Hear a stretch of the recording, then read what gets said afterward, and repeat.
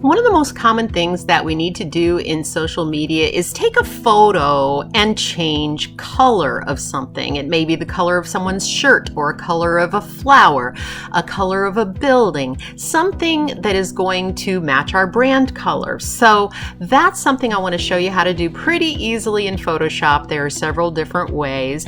Also, you often need to change backgrounds, and if you want to do that in Photoshop, you can as well. There are other programs, of course, that do that. But I just want to show you a few easy things in Photoshop, even if you don't know the program very well. First thing I'm going to do is just choose an image here, like flowers. This is fine, so that we can show you how to replace color. So I'm copying the image, and Photoshop is going to know when I click New File that I have copied something, and I probably want the file size to be the size of what I've copied. So it's called the clipboard, and I'm going to double click and it's going to open up that size. Now I can paste my flowers by going to Edit Paste or Command V. And there are my flowers. Notice over here the layers panel. If you don't have the layers panel available, you can go to Window and Layers, and it'll open right up. And Photoshop works in layers, meaning pretend these are like sheets of glass that and each layer is a sheet of glass. Something different is on that sheet of glass so that you can actually add things on top. You can add layer on top of layer on top of layer. Right now we just have flowers on top of a white background, but we're going to change that in a second. First, I want to show you how to change colors, and to do that, let's zoom in. I'm going to zoom in on these flowers, and let's say that I want this red rose to be a completely different color.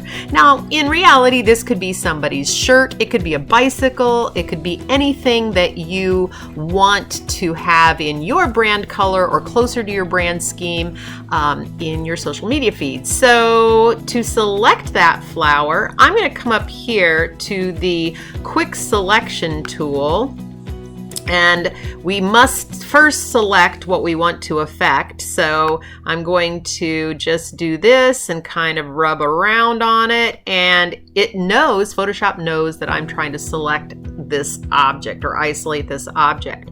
And there we have it. The next step is pretty easy. I'm going to go to Image, Adjustments, and I'm going to go to Hue and Saturation. Hue and Saturation is going to give me sliders that will allow me to kind of play around with what color I want this rose to turn. So maybe I want it to be blue or purple or whatever color or green. That's not very attractive, but you get the idea.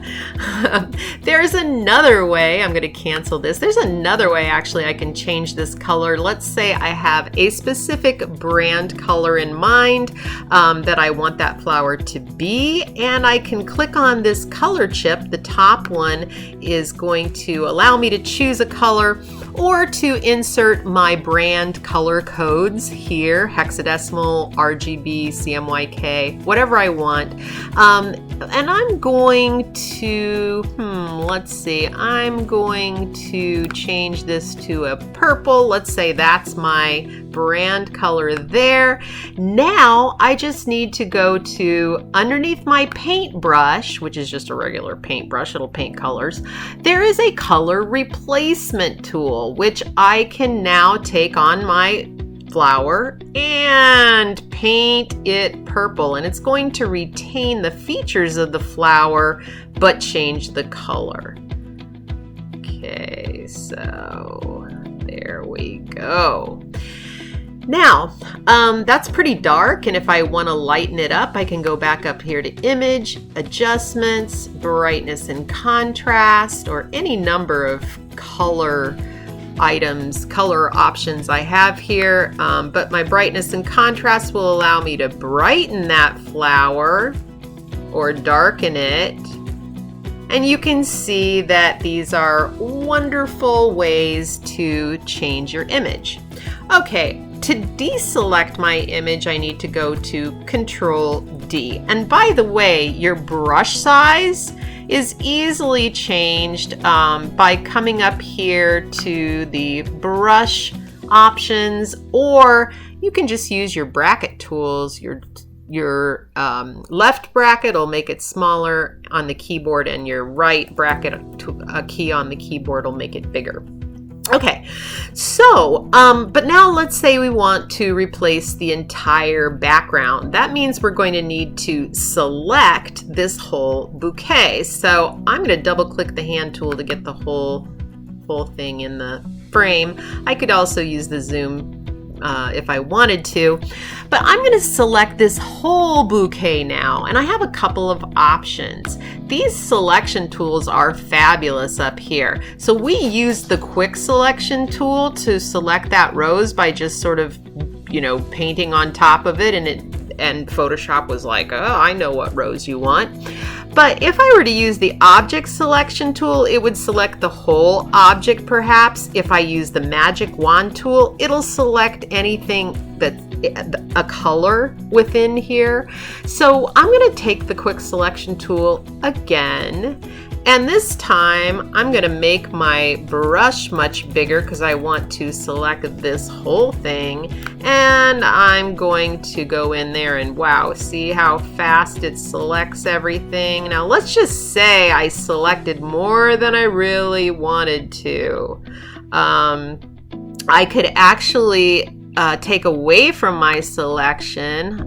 I need to get all the leaves in here. I could take away from my selection. See there is a little area of white that accidentally got in there. So I'm going to make my brush smaller, and then you just hold down the Alt key on PC or Option key on Mac, and you click on that. Look at that. It's going to take away some of that selection. And I would need to make my brush smaller, but then I let off the key and it'll put selection back in. So you can refine your selection that way. There are also, oops, I forgot this little flower area up here. There are also more complex tools in Photoshop to select wispy hairs and all kinds of things like that. That would be the Select and Mask tool. We're not going to get that crazy here today, but what I do want to show you is that right now I've selected the flowers and I want to put a new background behind them, but I need to get rid of this white area around the flowers first so that I can put something behind it. And right now it's got a white background, so I'm going to turn off this background eye just so that you can see when the white disappears. All right, to do that, I'm going to just click this little icon here at the bottom of the layer panel. And when I do, this is called layer mask, boom, it takes away the area that I don't have selected. It just gets rid of it. It puts a mask over the top. So that's pretty cool. And now I can put a new background in, but I want to make sure that background is underneath my flowers. So I'm going to click down here before I copy and paste an image. The image will automatically paste above. So let's watch what happens when I'm going to take a beach. I know beaches and a beach background to roses makes no sense. That's okay. We are not making sense today. I copy that image, I come back here, and again, I paste using either Command V or Edit and Paste. And there I have my lovely beach behind my flowers. Now, how do I get this ready for social media? I can't just upload a Photoshop document here. I would want to save this though if I liked it, but I can go to File, Export, and it'll allow me to export a quick ping.